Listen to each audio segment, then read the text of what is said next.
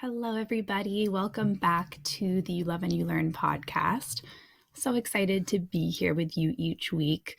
This has been an outlet of creative expression for me, and I know I keep saying this a lot, but I'm just really enjoying the feedback that I get from each of you about the podcasts each week, whether it's via DM or an email. I love hearing your thoughts. I've gotten some great topic suggestions, and I just really appreciate everybody in the You Love and You Learn community. So thank you so much. If you've been enjoying the podcast, or if you enjoy this episode specifically, I might suggest sending an episode to a friend that can help you kind of open up the doorway for a potential conversation you might want to have, or maybe something really resonated with you and you don't really talk about this type of stuff with your friends, but you want to start talking about this type of stuff more. And I think sharing a podcast episode is a great way to do so. I know that Nate and I have some group chats that we will send some podcast episodes to our friends just as kind of like a little love note or something that they might enjoy. And I think it's just a great way to show someone that you're thinking about them or value their thoughts and feelings about a certain subject. So that is a suggestion that you may consider if you enjoy this specific episode, or if there's other episodes of mine that you want to discuss more with people in your life. Today's topic is one that I've been sitting with for a long time, and I think it's really important to talk about. And it's something that has been very apparent to me when I've started being curious about my behavior and patterns and how I operate in my life and in my relationships. And I can't wait to dive into it more. And I think that this conversation is very needed right now. You'll see why as I dive more in, but I want to give a little note at the beginning of the podcast. Be sure to stick around to the end of this episode today, because I also have an exciting announcement too. So stick around till the end of the episode. You're not going to want to miss this announcement. So I want to talk in today's episode about some reasons why I felt blocked from feelings of content in my relationship and life. I want to talk about the patterns I notice that essentially block these feelings of being content. And then conversely, or on the flip side, I want to talk about what I believe are ways that we can experience more feelings of content in not only our relationships, but also our life.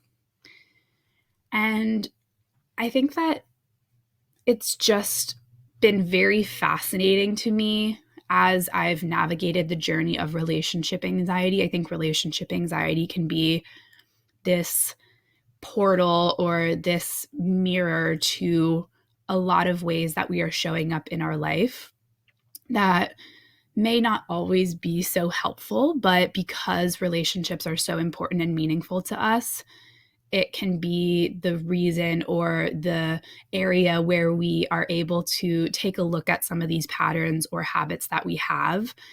And as I've navigated relationship anxiety over these last few years, I've really vividly seen what was blocking and then still can sometimes block me from feeling content.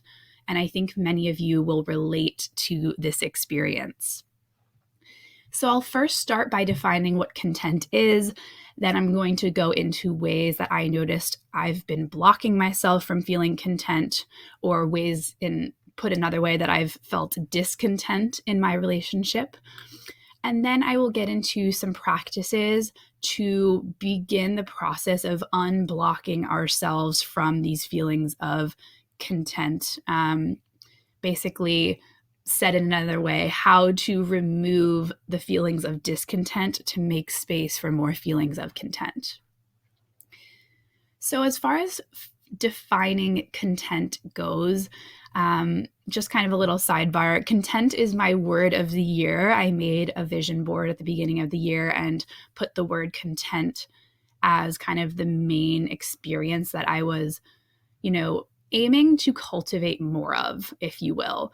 And so it's been something that I've been keeping top of mind, not necessarily focusing on it every single moment, every single day, but it's just an energy that I'm trying to experience more of. And the definition of content means peaceful happiness. So being content essentially means being peacefully happy.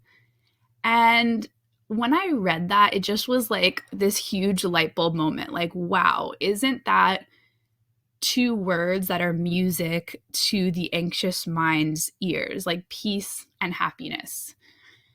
And I just think that humans collectively, our goal in many ways is to be happy. I think like that's what most people want. If you kind of surveyed a random group of people on the street and asked them what feeling they're trying to have more of, I think happiness would be one of the top answers.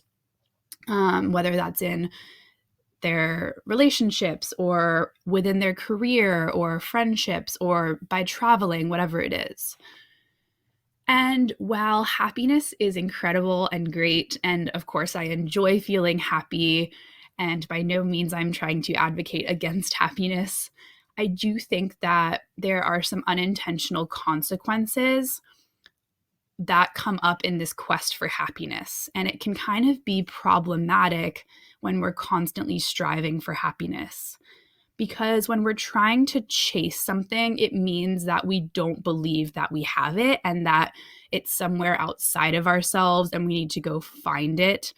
And then it becomes this like mission of, I need to do this, I need to figure this out. And when we start chasing these things outside of ourselves, thinking that we need more and more and more and better, then this can unintentionally leave us feeling unhappier and then less content. So it's very counterintuitive, but I think that the more that we are striving for this feeling of happiness, then sometimes the farther away it feels. And this became so apparent to me as I was navigating relationship anxiety. Like, this was one of the biggest takeaways I think that I've had over the last few years, which is that the more I chased feeling good, feeling in love, feeling happy in my relationship, the less I seemed to feel those things. I'll say that again because I think it's just so important. The more I chased feeling good, feeling in love, or feeling happy in my relationship, the less I felt those things. For years in my relationship, I actually felt the opposite of content. I felt discontent. And discontent means dissatisfaction with one's circumstances. And if you're listening to this, maybe you relate to this in some way, or maybe you have experienced feelings of discontent in your relationship at one point. Maybe you've had or you currently have some level of dissatisfaction with your relationship or with your partner, and you wish more than anything that it wasn't there, but it is. And I've been there. And of course, I still have moments where I am there and I can feel at times a little guilty for this, but I've practiced making more space for all of the feelings that come up in my relationship so that I'm not judging things as bad or wrong. But I do think that this dissatisfaction, discontent, or not feeling content comes down to what I'm going to call for this episode content blockers, or blockers of feeling content, blockers of feeling peacefully happy. And I'm going to focus on 6 of these blockers of content, 6 patterns or 6 reasons I noticed that I felt discontent in my relationship that I think you will be able to resonate with as well. And I do think that there are more than 6. There's no limit necessarily to the amount of things that can block our content, but these 6 were the ones that I saw coming up most consistently for me and that I see very commonly with my clients or with other people in my online community. I'm speaking mainly from my own personal experience and research here, but with helping dozens and dozens of clients directly, and then supporting thousands of people in my online communities on social media indirectly. These are things that I'm seeing coming up in the questions that are asked, or the comments that are left, or the ways that people share and connect with me and share their stories. So let's get to it. Let's get to these 6 blockers of content so that we can then also move on to the ways that we can unblock these feelings of discontent and be on the path to hopefully cultivating more content. So, on my path to unravel relationship anxiety, there were very consistent patterns that I realized just how much were causing me to feel discontent. And my life and my relationship were really being controlled by these 6 blockers of feeling content. And I'm just going to go in no particular order with these 6 of importance. They all were very prevalent in my life. But the first one I'm going to talk about is perfectionism. Thinking that you, your partner, or your relationship should be perfect, and that anything that doesn't go perfectly is a bad sign or a sign that you're doing something wrong. So for me, a couple of examples of this, it sounded like anything from, why doesn't my relationship look and feel like the movies? Or, I messed up that Instagram post, I suck. That's more of a business example, but it could be something like, I shouldn't have talked to Nate in that way, I suck, like I'm not a good partner, or whatever it is. And the thing about perfectionism, and I mean, every single pattern or blocker of content that I'm going to mention today is pretty consistent with perfectionism as well, but it's a pattern or a mindset or a behavior that has some benefit to us. You know, there's something that it's doing to try and help us. Otherwise, we wouldn't do it, but it can have unintended consequences. There are levels to this. And so there's a point where the scale tips, and what initially, is something that we think is helpful, maybe like the quest for achievement or trying to do things well. Like, there is some benefit, of course, to perfectionism in theory, but the scale can then tip over, and this quest for achievement and improvement becomes a need for everything to be just right, everything to be perfect, or we're disappointed in ourselves or in others.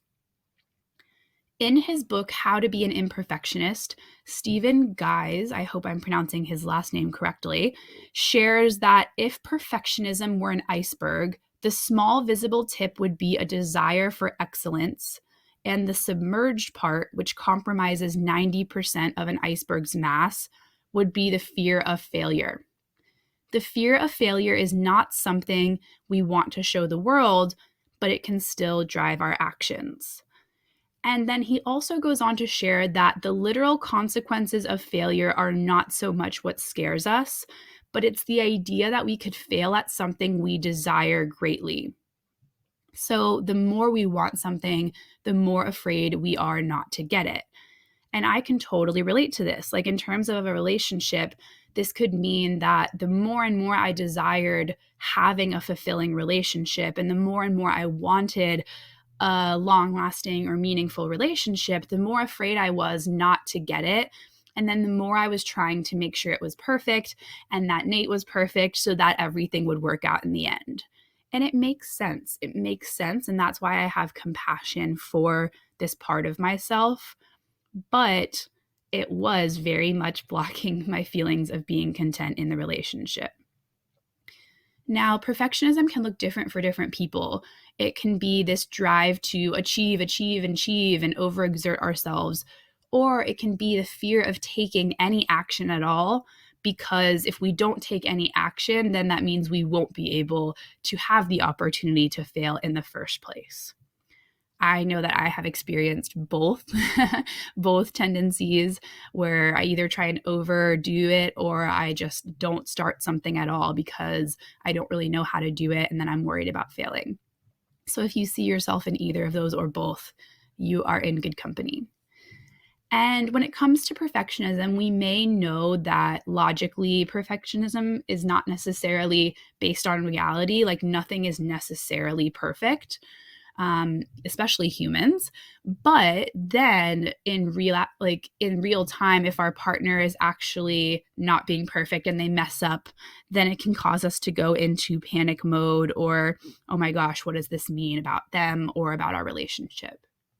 So this is a subtle way that perfectionism can seep into our relationship and block our feelings of content, because if something doesn't go perfectly or according to plan, then we're quickly thrown off our game.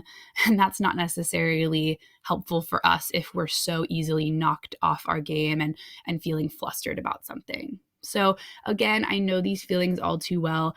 And this was one of the first things that became really obvious to me, that perfectionism was blocking my feelings of content in the relationship and affecting how I showed up in my relationship for quite some time. So the second blocker of content is another one that you may be familiar with. I know for me, this is another one that came up very consistently and something I still have to practice, is comparison. Looking externally at what everyone is doing and thinking that you or your partner or your relationship are not enough or not happy enough or not cool. This is a big one. And for me, it sounded like, well, they seem so much happier than I do, or they look so much happier than I feel, or dang, they are couple goals towards somebody else in their relationship. Now, in some ways, comparison is kind of inevitable, and it is to help as a species make sure that we are not getting kicked out of the tribe, because that used to be dangerous. Like back in hunter-gatherer days, that used to be really dangerous if we were doing something completely different from everybody else, because there was a system that worked. And so if we were straying from the status quo, that could have literally been a threat to our safety. But despite that, this is a tendency or pattern that what can be at sometimes helpful has varying degrees to it. And checking in to see what others are doing does not mean that you're doing something bad or wrong. But if it's blocking you, like it used to do for me, from finding peaceful happiness in your own life or your own relationship, that's when it can be a problem. And I know that's what was happening for me, is that I was so focused on what everyone else was doing that I wasn't staying in my lane at all. And I wasn't really putting in that same energy to cultivating feelings of content in my own relationship. This used to play out in my relationship to the extreme. I would hear someone talking about their relationship on a podcast and immediately compare everything they said to what Nate and I did or didn't do. I would see a couple posting on social media and I would think that their relationship was so much better than ours and mine should look more like theirs and less like what I was posting on social media. Essentially, every single thing that I heard or saw that was related to relationships, I immediately internalized it and I tried to connect it to my own life and my own relationship in some way. Maybe you can relate to this. You're not alone if you do this. It's very common amongst my clients. And like I just said, it was something I did myself. But what I have since learned about comparison is that it really is one of the biggest blockers of not only feeling content in my own life and my relationship, but it's a really big blocker of creativity. When we are constantly in comparison mode, we can't be creative. And in her book, The Gifts of Imperfection, Brené Brown talks about this. She has a whole section on how to cultivate creativity and let go of comparison. And it makes a lot of sense why comparison can block our creativity, because when we are looking at what everyone else is doing, we're not tapping into our own unique ideas and our own unique definition of what we enjoy or what we desire in our relationship or life. And when we block that creativity, it really takes away our own inner power or our own inner responsibility to create our own path in life or in our relationship. So Even though, like perfectionism, comparison can be another habit that we're doing to serve some sort of purpose, and it can be kind of hardwired into us because we are human. Where it crosses over into blocking our feelings of content is when we spend more time wishing that our life or our relationship was someone else's instead of finding ways to bring out more fullness in our own life or relationship. Next blocker of content that I want to talk about is this nagging feeling or this nagging sense of being behind or feeling like we are behind somehow. Wishing that we were further along, thinking that others have it all sorted out and that we don't. Again, another one that really came up for me. And even though it's similar to comparison in certain ways, it's slightly different in the sense that not only are you comparing to where people are at, you're feeling like you are never catching up and you're doing something wrong, or that other people just seem to have life all sorted out and you don't. So this sounded like they are so far ahead. Will I ever get there? Or when will my anxiety go away? And putting these timeline expectations on myself to be farther along in my life, in my relationship, or with my anxiety journey. I think this can be really common in today's society where there seems to be this idealized path or, there's this ideal set of steps we do in order to be like an adult somehow. And I know some of this is outdated, but I think that there's this pressure, especially in a relationship, to find someone and become serious, get engaged, move in together, get married, potentially have kids. Again, like some of that has definitely shifted in the culture, but I do think that it's still considered the norm. And so that is why I think that there's this pull to want to like check those steps off the list and do those things. And that can happen, of course, in just a general relationship. It doesn't necessarily mean that only someone with relationship anxiety might feel behind, but it can happen generally with anyone in a relationship.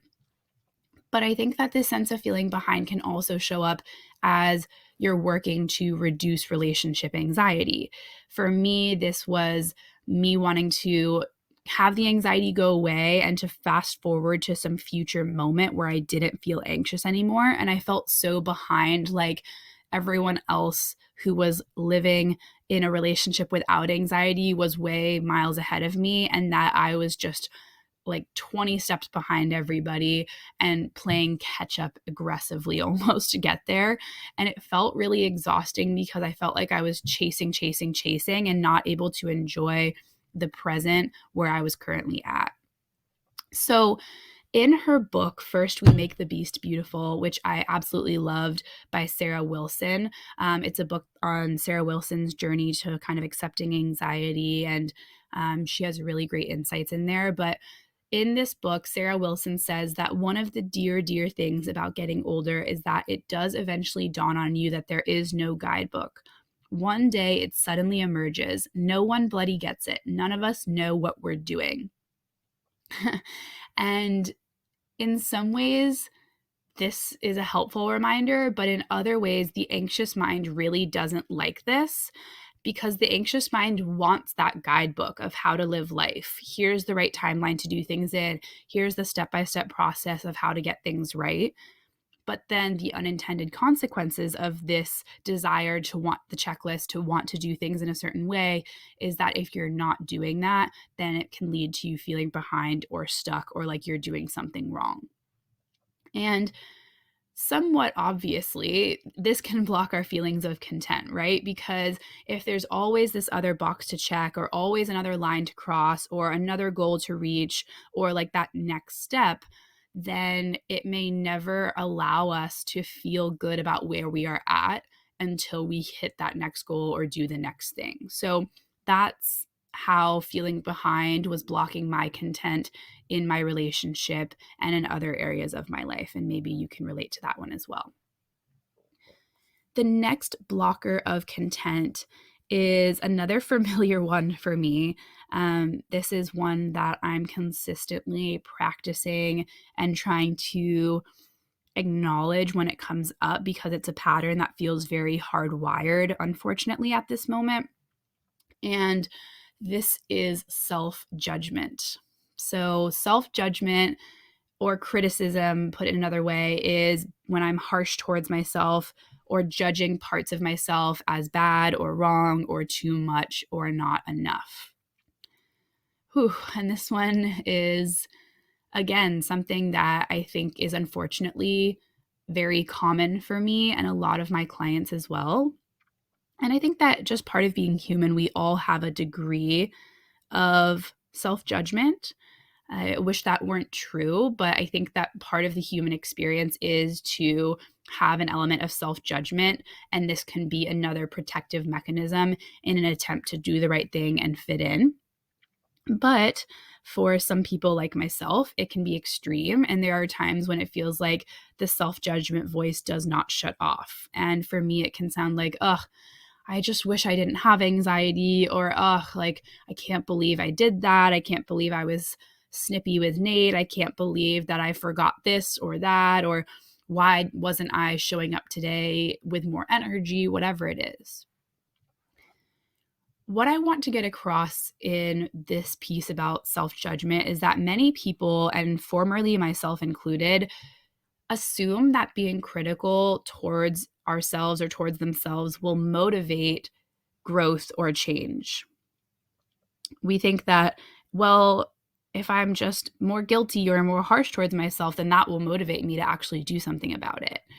And I think that can help in the short term, but in the long run, that's not what actually creates lasting change. And self-compassion expert Kristin Neff says that when we are critical of ourselves, we become both the attacker and the attacked. And I thought that was such a powerful analogy, because when you are critical towards yourself, you are the person attacking yourself, but you're also getting attacked internally. And attacked is a strong word, but I think that sometimes it can feel like that internally. And as you can imagine, and as you may see in your own life, this can create a negative cycle where it becomes normal to internally attack ourselves. And that doesn't feel good to be on either the giving end of or the receiving end of. And this one is pretty obvious, I think, why it is a blocker of feeling content as well. Once you hear me explain some of this, it's like, okay, yeah, I see why this is blocking my levels of content. But specifically how this negatively impacted me was there have been times in my relationship where it felt like no matter what I did, it was never enough. And I could never be at peace with myself and my actions as a partner, because I still was so hard on myself for having relationship anxiety that no matter what I did, it was never enough, never good enough. And that was really hard for me. And it made it very hard for me to feel content or peacefully happy with myself and in my relationship. And what's funny is I noticed that the self-judgment or the self-critical voice can even label being content as wrong or bad. Like, it can label feeling content as laziness, or as a sign that if we get too content that we're just going to stop growing or stop working hard. And so that's a way that we continue to block feeling content if we tell ourselves that feeling content is bad or wrong in the first place. But as we've just acknowledged, if we're trying to grow and change from a place of judgment or criticism, it's not so helpful. And so later I'm going to share what you can try instead of that. The next and fifth blocker of feeling content is resistance. So I covered resistance with Kiyomi of Awaken into Love in episode 15. We went into resistance with a little bit more depth, but I think that it's still worth mentioning in this episode. If you haven't heard that episode yet, I definitely recommend checking it out. It's a great one.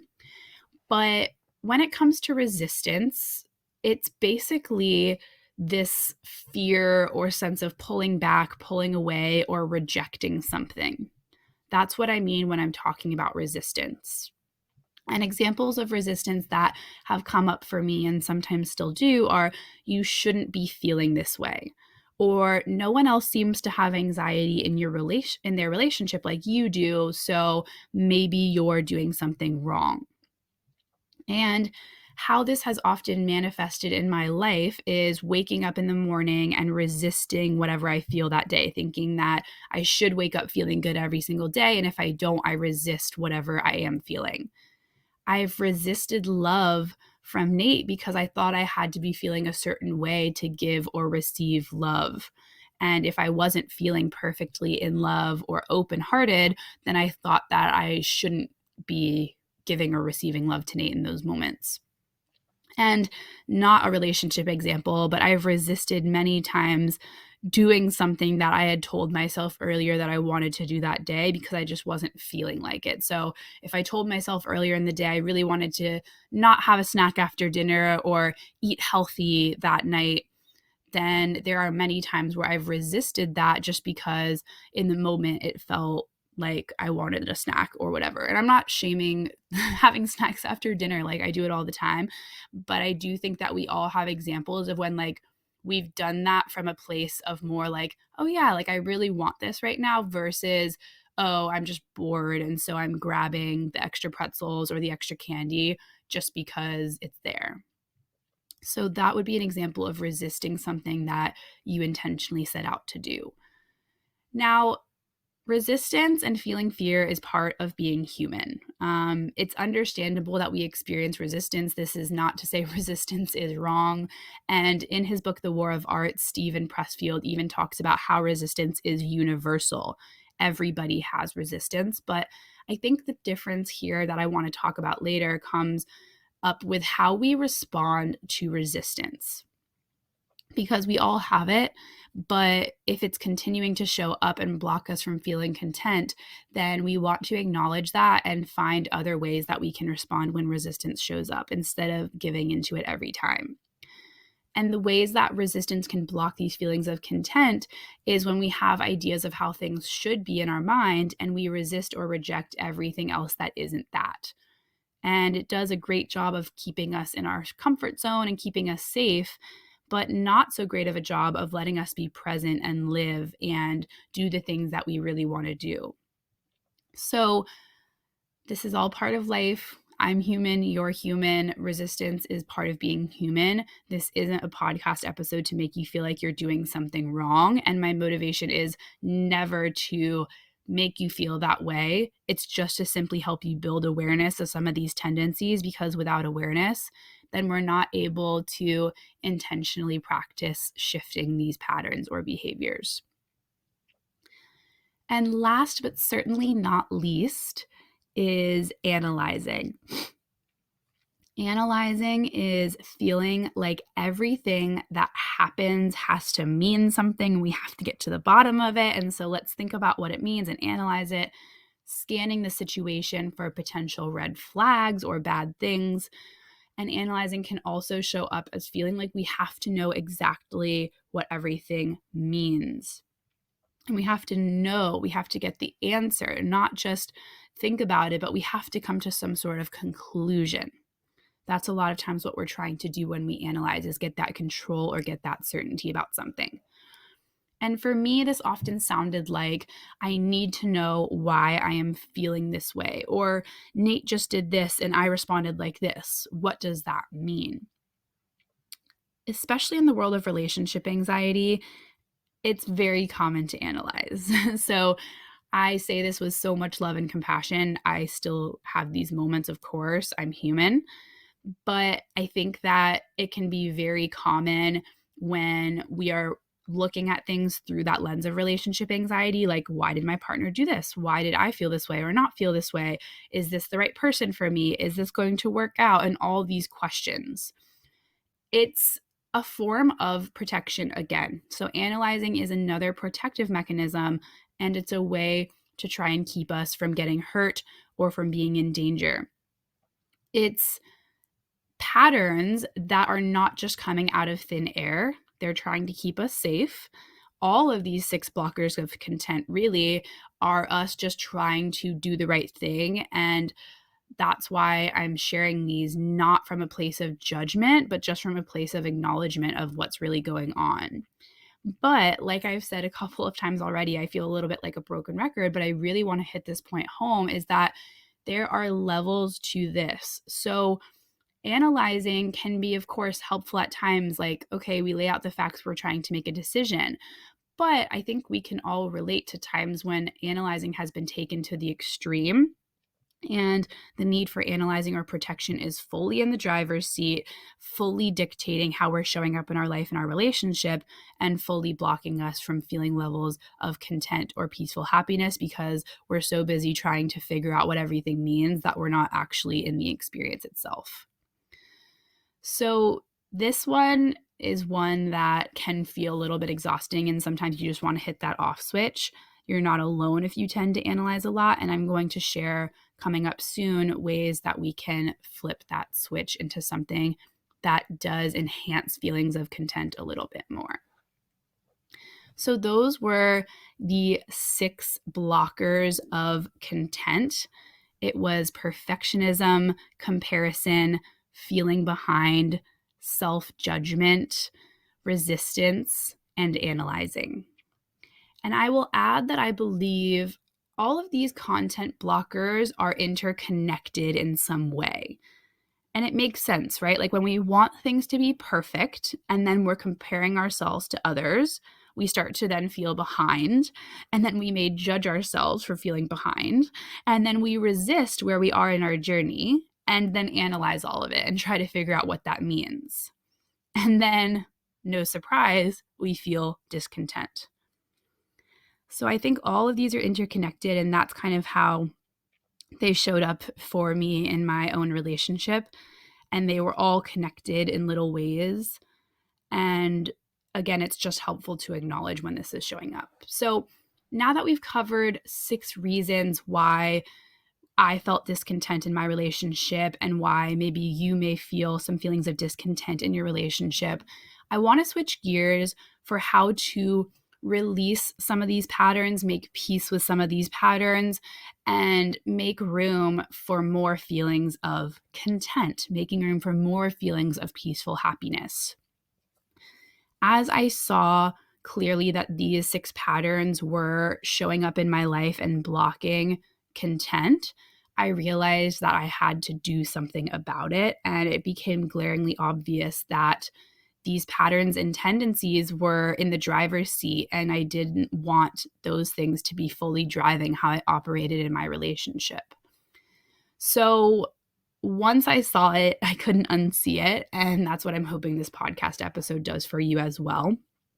And in order to cultivate more feelings of content in my life, I realized that I had to reduce the 6 blockers and make room for 6 enhancers, I will call, of content in my life, in my relationship.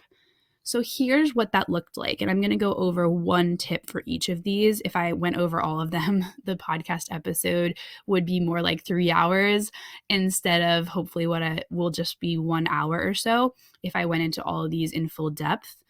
But I'm going to give one example of each of these. And what it looked like for me to reduce the blockers and make room for the 6 new enhancers of content was to reduce perfectionism to make room for being human. Reduce comparison to make room for self-trust. Reduce feeling behind to make room for trusting the process. Reduce self-judgment to make room for self-compassion. Reduce resistance to make room for acceptance. And last but certainly not least, reduce analyzing to make room for presence.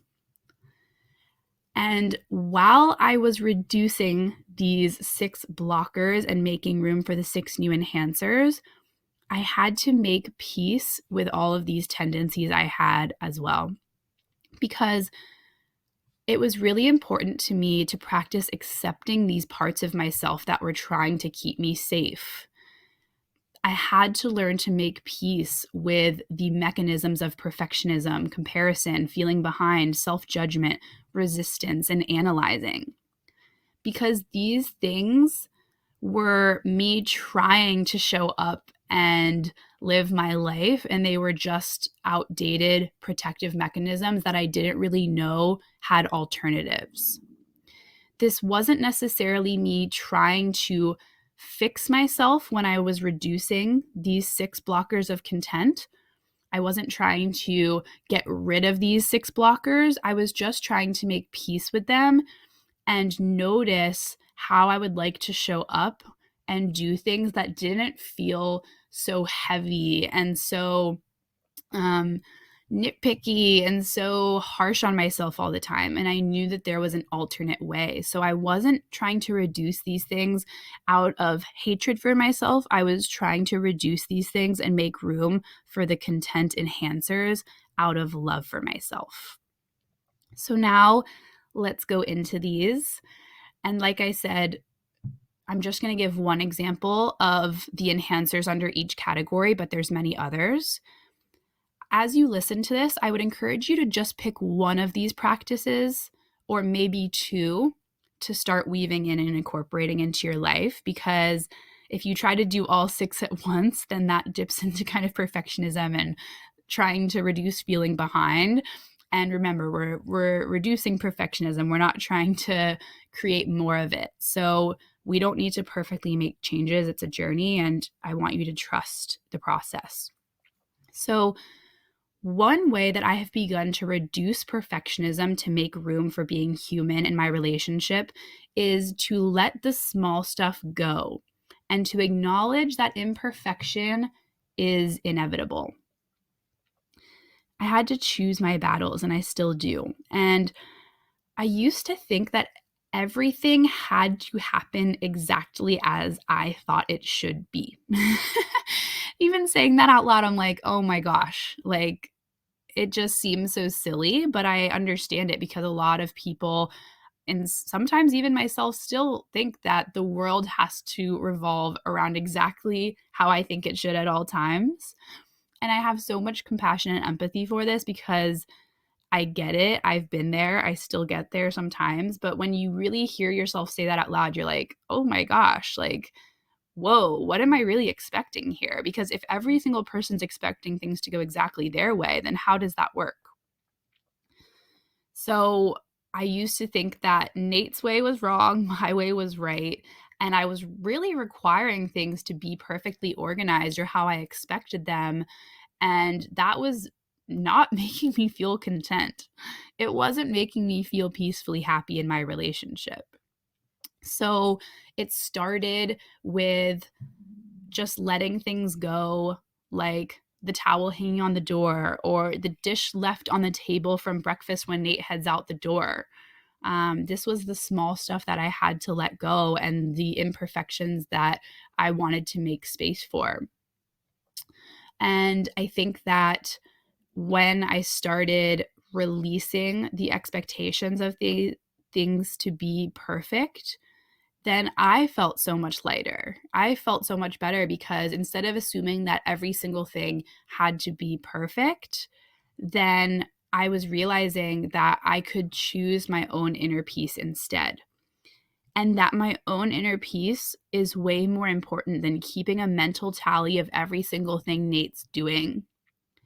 And when we're in this place of just letting the small stuff go, we actually make more space to notice the other ways that our partner may be showing up for us that we hadn't been seeing before because we were so busy looking for all the ways that it was imperfect, excuse me.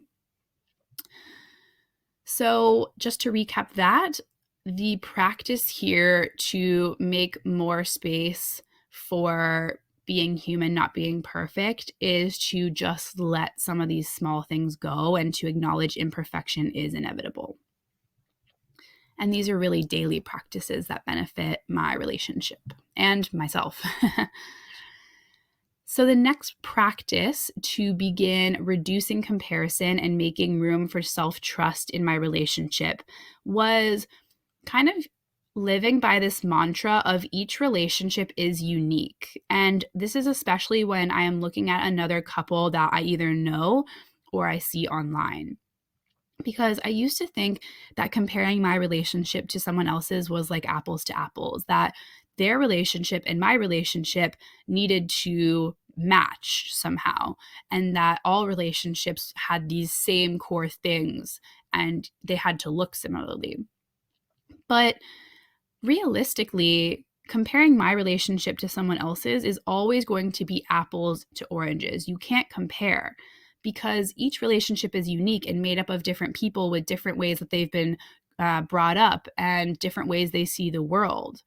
And so now when I remind myself that each relationship gets to be unique, I can celebrate someone else's relationship while also celebrating mine, knowing that two relationships will never, ever, ever look the same. It's just impossible. Now, this is a practice. It's taken years to really sink in, but when I make space for other relationships, including mine, to be unique and different, it puts so much less pressure on my relationship to be like other people's, and it gives me room to show up in my relationship in ways that work for Nate and I. So it's turning that outward focus back inward of how do I want to show up. And just a sidebar here, in my Is It Anxiety or Am I Settling webinar, I give this exercise of ways to show up and create that more fulfilling relationship that you want, starting with reflecting on what that even looks like to you in the first place. So that is a great resource if you are looking to try and reflect more on how you want your relationship to look and feel. The next practice I want to share, the way that I've begun to reduce feeling behind and make room for self-trust, is to throw away timeline expectations and trust that things will unfold in the time that they are meant to unfold. Now, in his book, 4,000 Weeks by Oliver Burkeman, which I really enjoyed, he shares this German phrase called Eigenzeit. Again, I hope I'm pronouncing this correctly, but Eigenzeit means the time inherent to a process itself. The time inherent to a process itself. I really love this, and I believe that things will happen in the time inherent to their own unique process and no sooner and no later. And adopting that belief, adopting that new mindset has really helped me because I used to have ideas about what a good timeline was for things, like when to have kids, when to get married, all of that. And I remember back in the day telling myself I wanted to be a young mom, and I probably came up with this idea like when I was a teenager or something. And it's just so funny how I had this belief of what it would be to be a young mom. I thought that would be better or cooler or something. And now that I'm past the age of 30 and not ready to have kids yet, it's just kind of laughable to me about like when I created that idea in my mind, and now realistically that's no longer what I want at all. And I think sometimes that's how we live our life, is that we created this idea about how something should look when we were teenagers or much younger, and then we think we have to follow through on it perfectly, but we don't stop to reassess if that's actually what we want. So I think that it's just really important to acknowledge that things will take the time that they take. And instead of striving for this perfect timeline, and everything needing to unfold in this perfect way, to allow it to unfold in the time that it will take. Not how we think something should be, but how it is. And this leaves much more space for feeling content, because I know for me and Nate, like I had to throw away a timeline expectation of how long you should be together before you get married or engaged. And we're coming up on 7 years at the end of this year. And to some people, they might hear that and be like, well, why aren't you engaged yet? Or when are you doing this or that? And to us, I don't need that engagement to know that I'm committed to him. And so when I'm doing something on my own terms, instead of thinking about someone else's expectations of what's right or important, I leave so much more space to feel peacefully happy about my own unique journey. So if you're listening to this right now and feel behind in some way, I want you to check in with yourself and where the expectation to follow a certain timeline for your life or relationship is coming from and why it's so important to you. And just to consider that if the expectation is causing you to feel anxious, that it may be worth checking in on and just asking, well, do I want to keep this expectation if it doesn't make me feel good? So this was something that I had to intentionally shift. And I want you to give yourself some compassion, which brings me perfectly to the next point I want to make, which is the practice that I have begun to reduce self-judgment and make room for self-compassion in my relationship is to remind myself that at any given moment, I am always doing my best. And if you think about it, this is like the only thing that ever makes sense. If we could be doing better, we would be. If I could be doing something better, then I probably would. And so I always have to remind myself that I'm doing my best. And even if it doesn't feel like it's good enough at that time, to acknowledge that that might be coming from a place of perfectionism, of always expecting ourselves to be performing perfectly. It's such a big shift of I'm always doing my best from what I used to say of like, oh, like you could have always been doing more. And I practice this every day. Like when I have my own business, I know this is not a business podcast, but when I have my own business now, I feel like at the end of the day, the to-do list never technically feels complete because there's always stuff I know I could be doing. And so I really have to intentionally allow myself to pause and take breaks. And it's kind of the same thing in relationships at times. If we feel like there's always something more we could be doing to improve our relationship instead of, oh, well, we're trying our best at any given moment, then the laundry list of things to do or fix will continue forever. And so I'm not here to say like completely ignore any challenges that are coming up for you, but just giving yourself permission to trust that you and the relationship are doing your best. And when I was able to learn and understand self-compassion more, and I realized that, like we talked about earlier, Kristin Neff says that we can't motivate ourselves from being the attacker and the attacked, but rather we motivate ourselves from self-compassion. I realized that I really did want to grow from a place of love, that whenever I was doing something moving forward, that I wanted it to come from the energy of loving myself, not from a place of I have so much to fix about myself and that I'm broken. And self-compassion really has been one of the biggest changes in my life and relationship that has helped me feel more peaceful happiness with myself and with Nate. So just a quick example of self-compassion would be something like, you're not a terrible partner because you have anxiety, it's fear. Or you can't go back and change what you just said to Nate, but you can apologize and move forward instead of just beating myself up about it. So if you want to learn more about this, I highly recommend Kristin Neff's TED Talk about self-compassion. So I'll link to that in the show notes. All right, 2 more practices here to share with you, and then the announcement that I'm so excited for. But one way that I have begun to reduce resistance to make room for acceptance in my relationship is making space for whatever feelings are coming up. Instead of thinking that feelings need to be a certain way, just making space for whatever feelings are coming up. Mark Manson shares that the desire for more positive experience is itself a negative experience. And paradoxically, the acceptance of one's negative experience is a positive experience. And this has been so true for me in my life. When I'm spending my time wishing I was feeling better, I end up feeling worse. Maybe you can think about an example where that's happened to you before as well. But when I accept that I'm not feeling my best, I end up feeling better because I'm not trying to fix anything. When I felt very discontent in my relationship, it was because I thought I should only feel good, that I should only feel in love, infatuated, grateful, etc. But as counterintuitive as this may sound, when I allowed myself to feel discontent or other feelings like anger, fear, irritation, disappointment, I began to feel more content. It's so weird to think, but when I allowed myself to feel discontent, I overall felt more content. So I believe that when we hear ourselves saying something like, well, I have to feel good in order to be happy, then it's pretty limiting because then you can only find happiness if you're feeling good all the time. And so anything other than happiness means unhappiness. And I just feel like that's so limiting. And feelings inevitably come and go. So instead of trying to control them or resist them or wish that they were different, making space for them helps them move through us. There's this great analogy. We are the sky, and feelings and thoughts are the clouds in the sky. We are not the clouds, we are the sky. So feelings and thoughts consistently come and go and they pass through us. But if every single time we try to grasp the cloud or like hook into it or judge it or label it, then these feelings and thoughts are not going to pass like they normally would in the sky. So this practice of making space for my feelings has really helped me. And I love the tool, the feelings wheel.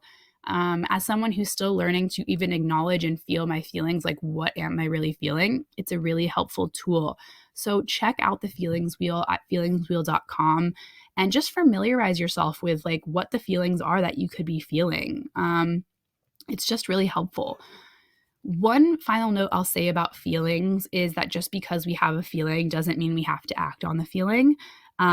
So just because I'm talking about feelings here doesn't mean that we need to become so obsessed with our feelings that we're constantly trying to like analyze or understand them. We don't have to act on every single feeling. It's that cloud in the sky. So just let it pass, accept it, and move forward instead of trying to label every feeling or do something about it. All right. Last but not least, one way and one practice that I have brought into my life to reduce analyzing and make room for presence in my relationship is no longer assigning meaning to every moment of me and Nate's life. If we're having a mundane weekend on the couch, it doesn't mean we're a bad couple. If we get into a disagreement, it doesn't mean that we will always disagree about the topic. If we're having a lull where things are not as passionate, it doesn't mean we'll never have passion again. Sure, yes, there are still some times where my anxious brain tries to tell me these things, but then I quickly practice shifting into a more self-compassionate perspective and allow what is happening to happen. And what really helped me practice this is realizing that almost every single event, pretty much every event in life, is neutral. Nate leaving dishes in the sink is neutral. Nate giving me a love and kiss is neutral. But typically what we do is we add stories to each of these things, that the dish in the sink is bad or the kiss is good. But it's really just a dish in the sink and a kiss. So instead of trying to analyze and assess what every single one of these actions means, it just simply is. I allow it to simply be. And now, of course, this is not intended to justify poor or abusive behavior and just saying that's neutral. No, but just to shift your perspective that perhaps not every single thing in your relationship needs a label. So, to quickly recap here, the 6 ways that I have practiced shifting from being discontent in my relationship and blocking content in my life to enhancing feelings of content and peaceful happiness in my relationship are reducing perfectionism to make room for being human, reduce comparison to make room for self-trust, reduce feeling behind to make room for trusting the process, reduce self-judgment to make room for self-compassion, reduce resistance to make room for acceptance, and reduce analyzing to make space for presence. I hope that me acknowledging these 6 blockers of content and then the opposite, the 6 ways to enhance content, have been helpful for you and hopefully eye-opening and just giving you that awareness. And now that we've talked about these, I am so excited to share something that I have created that ties into these topics and ties into the overall conversation of feeling content.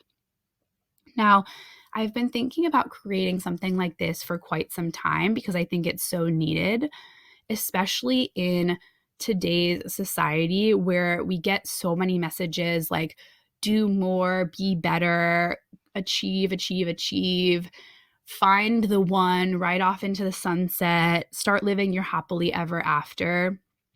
And these messages are causing so much discontent, I think, in many ways. The messages are really getting old for me because it perpetuates this constant need to be more, have more, do more, and be perfect. And I feel like there's this endless chase towards the next thing that we're told will bring us happiness. And I'm pretty tired of thinking that other people's lives somehow must be better than mine and that I'm doing something wrong. And I've really worked to leave that narrative behind as best as I can. I feel tired of judging hard moments or seasons in my life and thinking that I should be more grateful for what I have when it's okay to have these hard moments. And maybe you're feeling this too. Maybe you're feeling like there's just never an end in sight to what you think you can be doing to grow or improve or change in your relationship and in your life in general. And maybe you are ready for a shift, because I really think that all along we've been chasing this ideal and this sense of perfection. And that the more we keep trying to chase this and chase happiness, the further away some of these things can become. That we're really doing a lot of these things as an attempt to fix ourselves and change being human. And instead of doing this from a place of love and a place of kindness and gentleness towards ourselves, I think a lot of this comes from this place of I don't like myself, or I wish I was different. And that doesn't feel good. It doesn't feel good as individuals, and it doesn't feel good in our relationships. It makes us feel discontent and like there's so much that we have to do, so many things to fix, and we become dissatisfied. Oh my gosh, even just talking about it makes me tired. And I think that it's so prevalent these days. And so this was exactly why I decided to create a new group coaching experience called, drum roll please, Cultivating Content. As I said earlier in this episode, content has been my word of the year for 2023. And the word is just so beautiful to me and so inspiring. And I really think it's something we're all hoping to experience more of and cultivate in our lives. But we think that we have to earn feeling content. And I'm here to say that I think that we're going about this all backwards.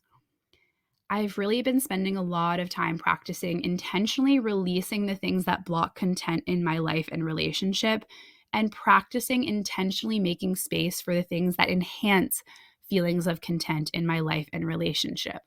So much so that it led me to create Cultivating Content so I can share this with others.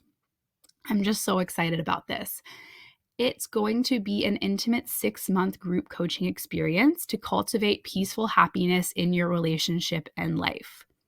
Because when I was able to just allow myself to be human, like allow myself to be Sarah Yudkin, human, not perfect, just be myself, and practice trusting myself and not compare to every single thing others were doing, or to trust my own timeline and trust the process instead of thinking I was constantly behind at something and needing to catch up with everything. When I was able to begin practicing self-compassion and releasing the need to judge every single move I did as bad or wrong, and make space for acceptance of my feelings and acceptance of what I was doing instead of so much resistance. And lastly, when I was able to come back to presence and practice just allowing what is instead of analyzing every single thing and needing some answer or some meaning from it, my relationship and my life became so much better for it. And I really have gone from feeling like my relationship was always under a microscope to being more present and content, peacefully happy in my life and relationship. No, not perfectly in every moment, but enough to feel like I'm intentionally living my life instead of life just happening to me. And I really want to help you give yourself that same gift of feeling content in your relationship and in your life. I created this coaching experience because I really just think that this is needed more than ever. I really think that a space where you can feel safe to bring your imperfect self is needed, a space where you can hear what people are really thinking and feeling outside of this glitz and glam on social media, a space where you can learn to love yourself and others because of what makes us human, not in an attempt to escape being human. I just think this is so needed. And I really think that a space and a program where we can press pause on this like healing and self-development treadmill and show up instead with gentleness and kindness towards our partner and our relationship and ourself is just going to be so beautiful and magical. So Cultivating Content is going to be that intimate support system that can be with you as you learn to accept yourself and your relationship. It will be with you as you practice moving beyond this quest for perfection that has you feeling like there's no finish line in sight and that there's never enough. And it will be with you as you practice accepting your human experience with the ups and the downs and the highs and the lows, and really practice self-acceptance and acceptance of your relationship instead of constantly needing better, better, better. And last but not least, cultivating content will be there with you as you practice to make space for seasons of just being instead of this constant need to do. I'm really, really, really, really, really excited about this, in case you can't hear it in my voice. I just cannot wait. I think this is going to be so beautiful. And the Pioneer cohort of Cultivating Content is going to begin in mid-June, a little bit less than a month from now. And applications are now open. So the link to more information about Cultivating Content and how to apply will be in the show notes for those who are interested. You can explore more information within that link, but just a few quick tidbits about the experience. It's going to be an intimate group. I'm capping the size at 12 for this first cohort, and that is intentional because I really want to go deep and explore and form deep connection with everybody in the group. The experience is going to take us from mid-June through the end of 2023, just before the holidays. And early bird pricing is now open through the 1st of June. So from now until the 1st of June, you can save $500 on the program. And there is a 9-month payment plan option for this program as well, which I'm really excited about. And if you are feeling burnt out from all the growth and healing that you've been trying to do, and you are ready to get to a place of more love and acceptance of yourself and your relationship without feeling like there's so much to fix and change, this is for you.